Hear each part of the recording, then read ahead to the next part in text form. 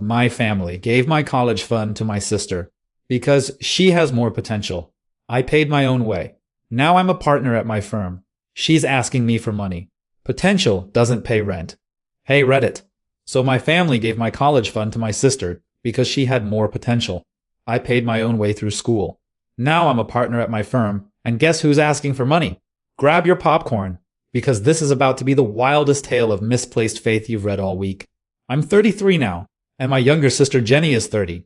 Growing up, our family was solidly middle class. Not rich, but comfortable enough that my parents started college funds for both of us when we were kids. The plan was simple. They'd contribute what they could, and by the time we hit 18, we'd each have around $40,000 to help with college. Nothing crazy, but enough to make a real difference. From the time I was old enough to understand money, my parents drilled into me that I needed to be responsible with that fund. I heard lectures about your future and making smart choices constantly. I couldn't buy a new video game without getting a speech about financial responsibility. Meanwhile, Jenny got whatever she wanted whenever she wanted it, because apparently different rules applied to her. Let me paint you a picture of our childhood. I was the boring kid. I played baseball, got decent grades, had a solid group of friends, and generally stayed out of trouble. I wasn't setting the world on fire, but I wasn't causing problems either. Just your average kid trying to figure out life. My parents' reaction to basically everything I did was a half-hearted nod of approval. B+ on a test? That's nice, honey. Made the baseball team? Good job. It was like being acknowledged by a robot, programmed to give minimum encouragement. Jenny, on the other hand, was special. She was in every advanced class, every honors program, every enrichment activity our school district offered. She played violin, participated in debate club, and had this whole gifted child thing going on. Don't get me wrong, she was genuinely smart. But the way my parents talked about her, you'd think she was destined to cure cancer and solve world hunger before her 25th birthday. Every dinner conversation revolved around Jenny's achievements.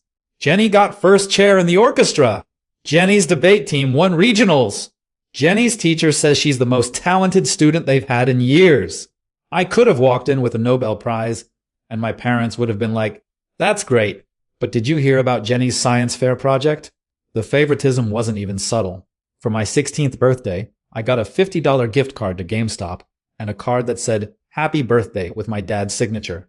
For Jenny's 16th, they threw her a surprise party, invited 40 people, rented out a restaurant, and got her a MacBook Pro. When I asked why my birthday was different, my mom said, well, Jenny's going places. We need to support her ambitions. You know what message that sends to a kid? That you're the backup plan, the safety child, the one they're just kind of tolerating until the star of the family does something incredible. Senior year of high school, I applied to a bunch of state schools. Nothing fancy, just decent public universities where I could study business and hopefully graduate without drowning in debt. I got into my first choice, a solid state university, about 2 hours from home. I was pumped. My parents' reaction was, oh, that's good. And then they went back to discussing Jenny's National Merit Scholarship application. Jenny was a junior at the time, but she was already being recruited by prestigious schools. We're talking Ivy League interest, scholarship offers, the works. She had her pick of the litter. My parents were losing their minds with pride. They talked about it constantly. Our daughter might go to Princeton. Yale sent her a personal letter. It was like living with her fan club. I started college in the fall of 2009. The economy was still recovering from the 2008 crash, and my parents sat me down before I left for school. This conversation is burned into my brain because it changed everything. My dad cleared his throat in that way he does when he's about to deliver bad news. Son, we need to talk about your college fund. I figured they were going to tell me the fund had taken a hit in the market crash. That would suck, but I'd understand. What I wasn't prepared for was what came next. We've made a decision, my mom said, not quite making eye contact. We're reallocating your college fund to Jenny's education. I remember sitting there, trying to process what I'd just heard. I'm sorry, what? My dad jumped in, using his reasonable adult voice. Jenny has been accepted to Columbia University. It's an incredible opportunity, but even with her scholarships, the costs are substantial. Your state school is much more affordable, and we think you'll be fine with student loans and part-time work. You're giving her my college fund, I said, just to make sure I understood correctly. The fund you've been telling me my whole life was for my education. My mom got that defensive tone she uses when she knows she's being unfair, but doesn't want to admit it. We're not giving it away. We're investing it where it will have the most impact. Jenny's going to do incredible things. She needs every advantage we can give her. And I don't? I asked. My dad waved his hand dismissively. You'll be fine. You're more practical. You don't need an Ivy League education to succeed. Jenny's different. She has real potential. There it was. The word that would haunt me for years. Potential. I didn't have potential. I was just practical. Boring. Safe. Not worth the investment.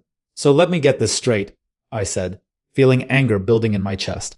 You spent my entire childhood telling me that fund was mine, and now you're just taking it? Because Jenny's special and I'm not? My mom actually rolled her eyes. Don't be dramatic. This is about making smart choices for the family. When Jenny becomes successful, she'll be able to help all of us. Think of it as a long-term investment. Right. An investment that I apparently wasn't worth making.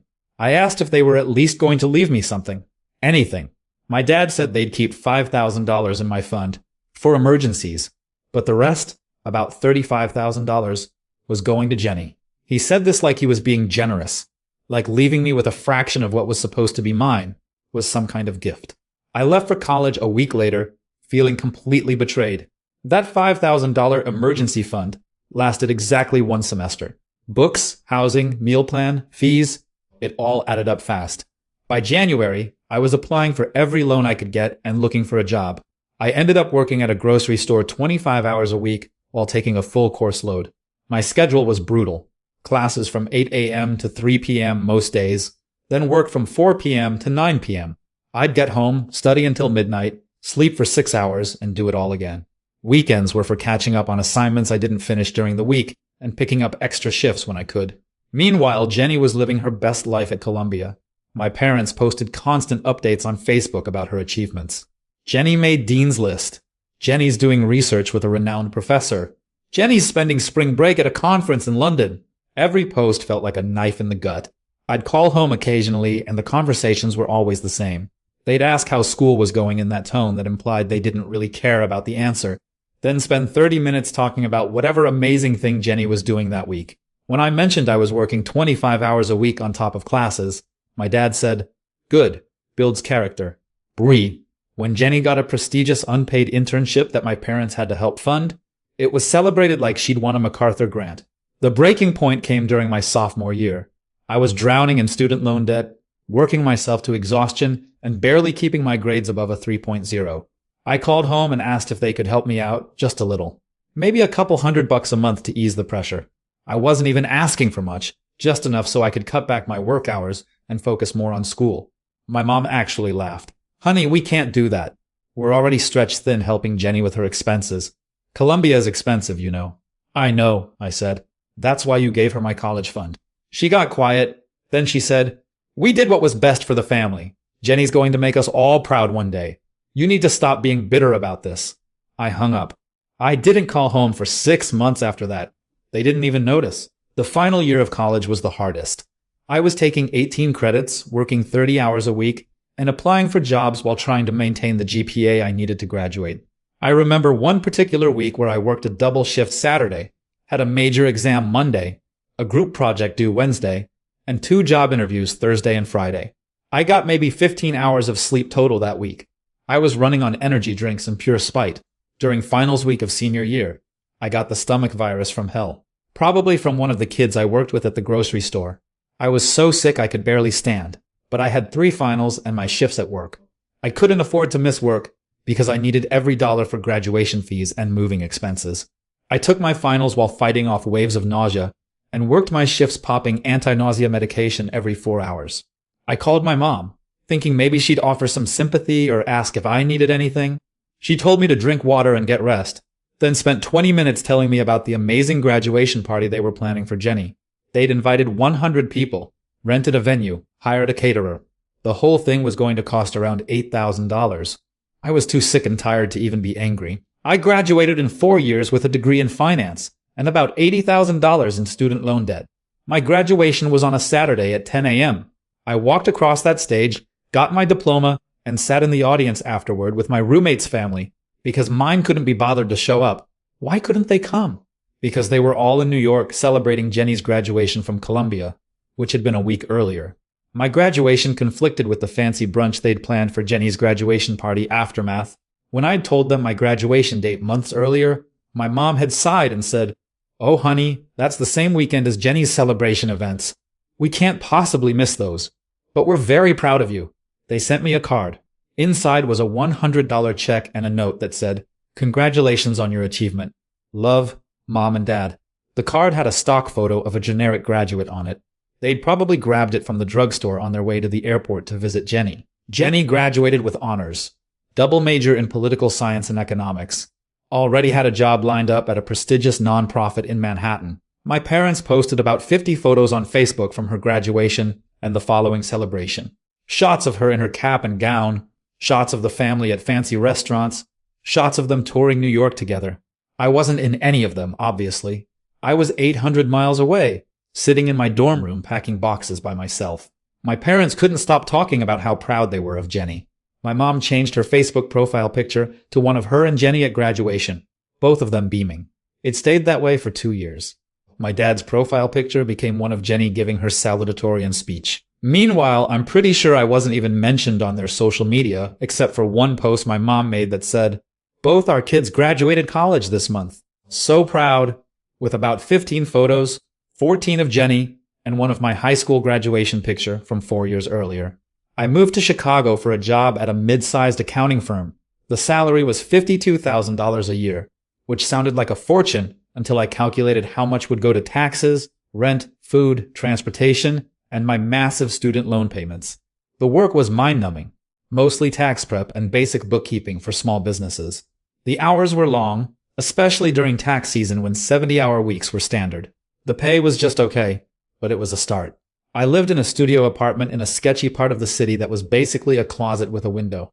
The place was 400 square feet, had a radiator that clanged like a prison riot all winter, and a neighbor who practiced drums at 2 a.m. But it was $700 a month, which was all I could afford after my student loan payments. I furnished it with stuff I found on Craigslist, and one decent mattress I'd saved up for because my back was killing me from sleeping on a futon for 3 months. I ate ramen more nights than I'd like to admit. Not because I couldn't cook, but because after working 12 hours and commuting an hour each way on public transit, I barely had energy to boil water. My grocery budget was $150 a month. I learned to make one rotisserie chicken last a week. I bought the big bags of rice and beans. I clipped coupons like a Depression-era grandma. Every spare dollar went to my student loans because I was determined to get out from under that debt as fast as possible. My loan payment was $850 a month on the standard 10-year plan. I was paying $1,200 a month, sometimes more if I picked up weekend shifts doing freelance bookkeeping. I wanted that debt gone. I needed it gone. Every month I made that payment. I thought about how I wouldn't be in this situation if my parents had just split the college fund fairly. If they'd given me even half of what they gave Jenny, I'd have graduated with maybe $30,000 in debt instead of $80,000. That $50,000 difference was crushing me. Meanwhile, Jenny was thriving in New York. Or at least that's what my parents told everyone. She was changing the world at her nonprofit job, making important connections, and building an impressive career. My parents visited her constantly, posting pictures of fancy restaurants and Broadway shows. When I asked if they wanted to visit me in Chicago, my mom said, "Maybe next year, honey. We're just so busy." Years passed. I worked my tail off at that accounting firm, putting in 60-hour weeks, taking on every project nobody else wanted, and slowly building a reputation as someone who got things done. I paid off my student loans by the time I was 28, all $80,000 of them. Nobody in my family even acknowledged it when I told them. My dad just said, "See, we told you that you'd be fine." I switched firms when I was 29, moving to a larger company with better opportunities. The work was even more intense, but the pay was significantly better. I finally moved out of my shoebox apartment into an actual one-bedroom. I started saving money for the first time in my adult life. It felt incredible. At 31, I made senior accountant. At 32, I was promoted to manager. And at 33, just 2 months ago, I made partner. At 33. I'm one of the youngest partners in my firm's history. The announcement came with a significant raise, profit sharing, and my name on the door. Literal my name on the door partnership. I'd made it. I called my parents to tell them. I was genuinely excited, despite everything. Part of me still wanted their approval, still wanted them to be proud of me. My mom answered the phone. "Hey Mom, I have some great news," I started. "Oh, that's nice, dear. Listen, we're actually about to head out. Can this wait? It'll just take a second. I made partner at my firm. Silence. Then, oh, that's nice. Good for you. That was it. That's nice. Good for you. Like I told her I'd tried a new coffee shop. Not that I'd achieved something most people spend their entire careers working toward. Mom, did you hear me? I made partner. At 33. That's a pretty big deal. Yes, I heard you. We're very happy for you. Listen, I really need to go. Jenny's going through something right now and needs us to be available for her. Of course. Jenny needed something. I hung up without saying bye. I didn't cry. I'd learned a long time ago that my family's approval wasn't something I was ever going to get. But it still stung. A week later, I got a text from Jenny. Not congratulations on making partner. Not even a, hey, heard your news. Just, can I call you? I need to talk to you about something important. I almost didn't respond. Jenny and I weren't close. We'd been civil over the years, but there was always this weird tension between us. She knew our parents favored her. I knew it. Everyone knew it. She never acknowledged it, never apologized for it, just accepted it as her due and moved on with her life. But curiosity got the better of me, so I texted back, sure. She called within 2 minutes. No pleasantries, just straight to the point. I'm in a really bad financial situation, she said. I need to ask you for money. I actually laughed. I couldn't help it. The irony was too perfect. You need money from me? I know it's awkward, she continued, but I didn't know who else to ask. Mom and Dad can't help, and you're the only person I know who's doing well financially. What happened to your job? I asked. Last I heard, you were doing incredible things at that nonprofit. She sighed. I left that job 3 years ago. It wasn't paying enough, and I had all this student debt from grad school. Wait, grad school? I thought Mom and Dad paid for Columbia with my college fund. They did, she said, but I went back for my master's. They helped some, but I had to take out loans for most of it. And the job you got after your master's? Another sigh. I've had a few jobs. None of them really worked out. The nonprofit sector doesn't pay well, and I've had some setbacks. I let the silence stretch out, waiting for her to elaborate. When she didn't, I asked, what kind of setbacks? I'd rather not get into it over the phone, she said. The point is, I'm struggling right now. I have about $60,000 in credit card debt on top of my student loans, and I'm barely making minimum payments. I'm drowning, and I need help. $60,000 in credit card debt on top of student loans. I didn't even want to know what the student loan amount was. What do you need from me? I asked, though I already knew the answer. I was hoping you could loan me some money, maybe $30,000, just to help me get back on my feet. I'll pay you back, I promise. $30,000. She wanted me to loan her $30,000, the same amount she got from my college fund that was supposed to be mine. Jenny, I said, keeping my voice calm, you took my college fund. You went to Columbia on my dime. Mom and Dad invested in you because you had potential. Remember? I was just the practical one who'd be fine with student loans. That wasn't my decision, she said quickly. That was Mom and Dad. But you didn't say no, did you? You didn't tell them it was wrong. You just took the money and ran with it. I was 17. I didn't understand what they were doing. But you understand now, I said, and you've never once acknowledged it. Never apologized. Never even mentioned it. You just acted like you deserved it. She was quiet for a moment. Then, in a small voice, I did deserve it. I was a good student. I worked hard. So did I shot back. I worked 25 hours a week while going to school full time. I ate ramen and lived in a closet and graduated with $80,000 in debt because you deserved my college fund. And now you're asking me for money because you mismanaged the advantages you were handed? This isn't about the past, she said, her voice getting defensive. This is about me asking my brother for help. I'm in trouble, and I need support. Where was my support when I was drowning in debt? I asked. Where was the family investment in me? Where was the belief in my potential? You're being petty, she said. I'm being realistic, I corrected. I paid my own way. I worked my tail off to get where I am. Nobody handed me anything. And now you want me to bail you out of a situation you created? I thought you'd understand, she said, and I could hear tears in her voice. I thought you'd want to help family. Family, I repeated. Right. The same family that gave away my college fund. The same family that couldn't even be bothered to congratulate me on making partner. That family. Mom told me about you making partner, Jenny said. Congratulations. You've clearly done well for yourself. So why can't you help me? Because potential doesn't pay rent, Jenny. Results do. And you've had every advantage handed to you. And you've squandered it. That's not my problem. She started crying. I can't believe you're being so cruel about this. I'm your sister. I'm asking for help. And I'm your brother who you never gave a second thought to when you were living off my college fund. I'm the brother whose graduation you didn't attend. I'm the brother Mom and Dad have been comparing you to favorably for our entire lives. So no, Jenny, I'm not loaning you money. So you're just going to let me suffer? She asked through her tears. I'm going to let you figure it out the same way I had to, I said.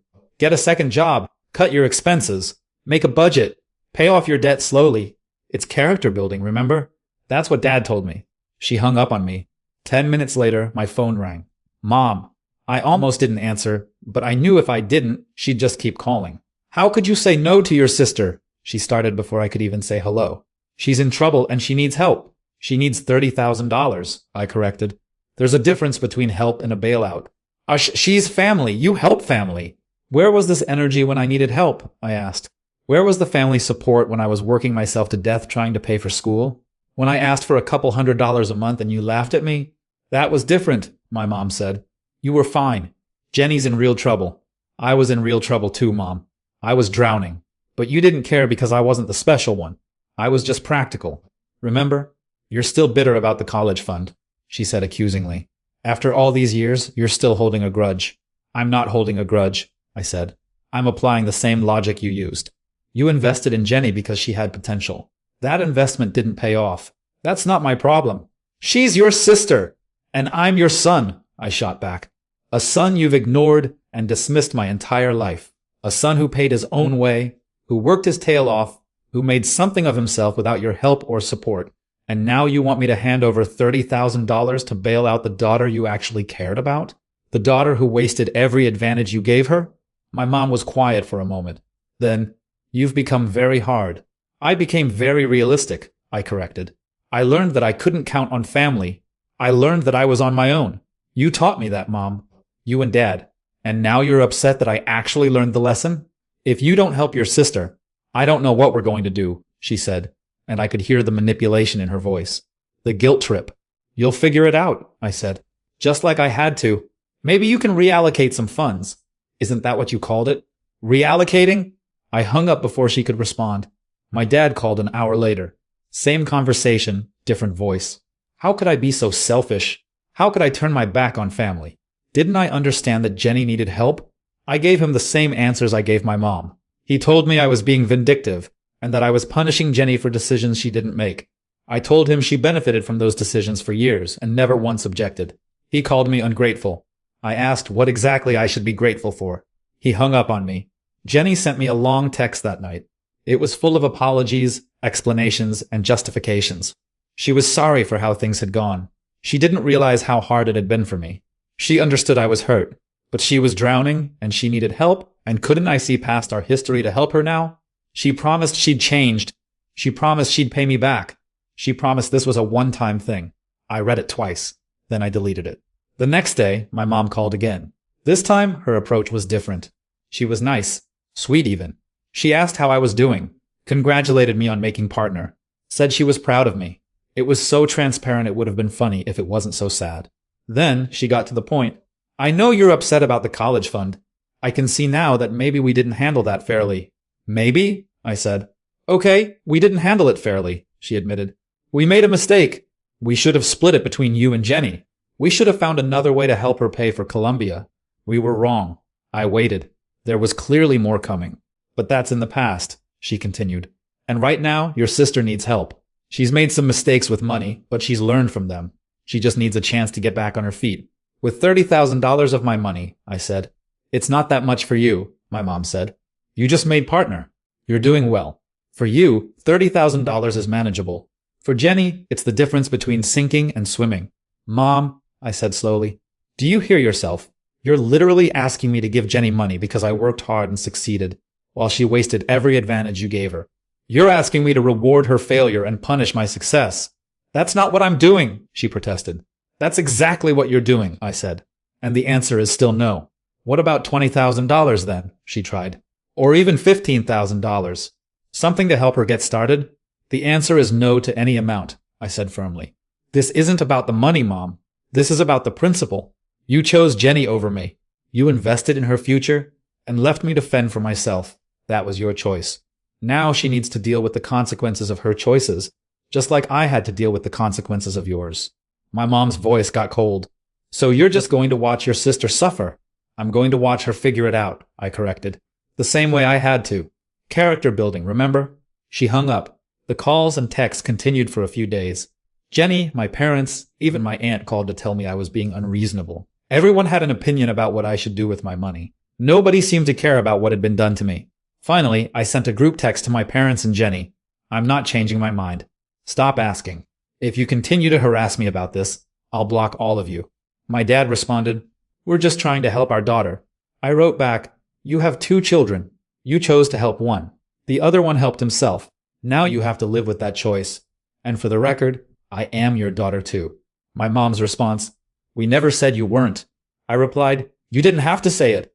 You showed it every day of my life. The college fund was just the most obvious example. Jenny texted separately, I'm sorry you feel like we didn't care about you. That was never the intention, but I'm really struggling here. And I don't understand why you can't help me when you have the means. I wrote back one last time. You had the means, Jenny. You had my college fund, my parents' support, every advantage I never got. You had potential, remember? I was just the practical one, the boring one, the one who'd be fine. And I am fine. I'm better than fine. I'm a partner at my firm. I'm debt-free, and I'm successful. Not because of family support, but despite the lack of it. You had all the support, all the advantages, and you're asking me for money. Think about what that says. She didn't respond. It's been 3 weeks since Jenny first asked for money. My parents have stopped calling.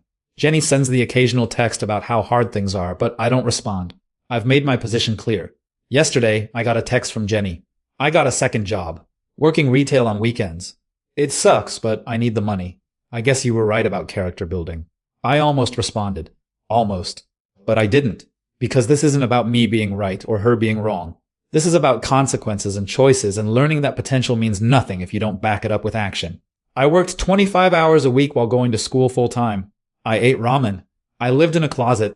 I paid off $80,000 in debt by working my tail off. I made partner at 33 because I never had the luxury of relying on anyone else.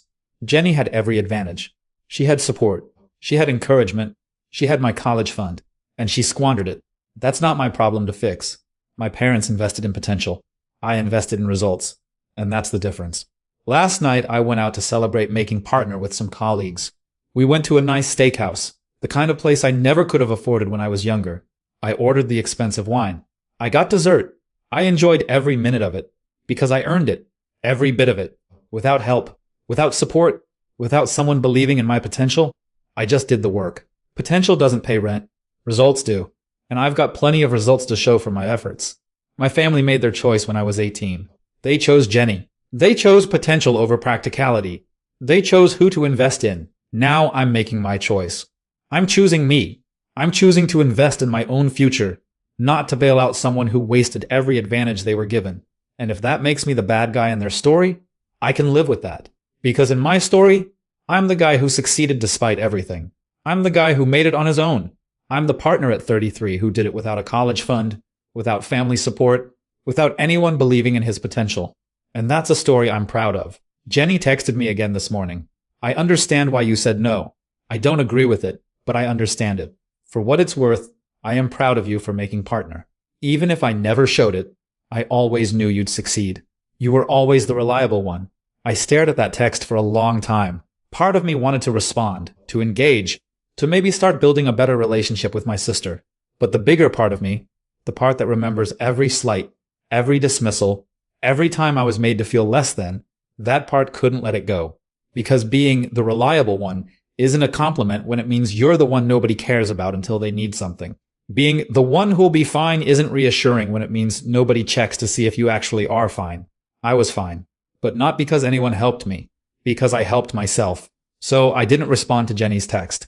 I just archived it and went to work. My parents called last week to tell me they're helping Jenny consolidate her debt and co-signing a loan for her.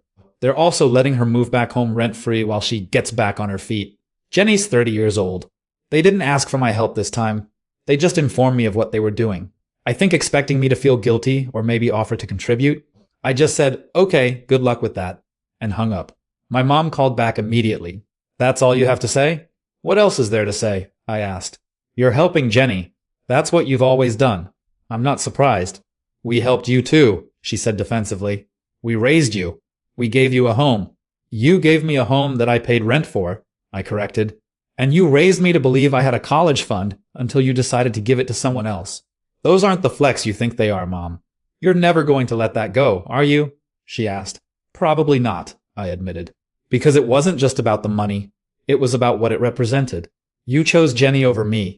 You decided she was worth investing in and I wasn't. You told me in no uncertain terms that I was worth less than her. And now you're surprised that I don't want to play happy family? We never said you were worth less, my mom said quietly. You didn't have to say it, I replied. You showed it, over and over again. The college fund was just the most expensive example. She was quiet for a long time. Then she said, I'm sorry you feel that way. I'm sorry you did that to me, I said, and I hung up. I don't know if I'll ever have a real relationship with my family again. Part of me thinks I should forgive them, move on, be the bigger person. But the bigger part of me, the part that spent 4 years working myself to exhaustion while watching my sister coast on advantages that should have been split between us, that part isn't ready to forgive. Maybe I never will be. Maybe that makes me petty. Maybe it makes me bitter. Update. A lot of people in the comments are asking what happened to Jenny that caused all this debt and why she's struggling so much after having so many advantages. I asked my mom straight up after seeing these questions, because I was curious too. Turns out Jenny's setbacks were more her own doing than I realized. After Columbia, she took a job at a prestigious nonprofit in Manhattan, making about $45,000 a year. Not amazing, but not terrible for entry level in a field she was passionate about. The problem? She wanted to live the New York lifestyle she'd seen on TV. She rented an apartment in Manhattan that cost $2,500 a month, instead of getting roommates in Brooklyn or Queens. She ate out constantly at trendy restaurants. She bought expensive clothes because she needed to look professional. She went to concerts, shows, and events because networking. Within a year, she had $15,000 in credit card debt. My parents bailed her out, paid off the cards, told her to be more careful. She promised she would be. Then she decided she needed a master's degree to advance her career. She got into NYU for their nonprofit management program. My parents helped with some of it, but most of it was loans. Another $60,000 in debt. She graduated and took another nonprofit job, making $55,000 a year, barely more than before. But now she had a master's degree, so she deserved a nicer apartment. $3,000 a month this time. The credit cards came out again. Shopping, restaurants, trips to visit friends in other cities. She was young and deserved to enjoy her life, according to my mom. My parents bailed her out again. Another $20,000 in credit card debt. They told her this was the last time. She promised she'd change. She didn't. She bounced between a few different nonprofit jobs, never staying anywhere longer than 18 months. Always had an excuse for why she left. The work wasn't fulfilling. Her boss was difficult. The organization was poorly managed. Never her fault. The credit card debt kept growing. My parents stopped bailing her out, but they also didn't stop enabling her. They sent her money for groceries that probably went to her favorite wine bar. They loaned her money for rent that was never paid back. They funded her lifestyle while calling it support. 3 months ago, she quit her job without having another one lined up because she was burnt out. She's been applying to positions but keeps getting rejected. Probably because she's been job hopping for years, and her resume looks like someone who can't commit to anything.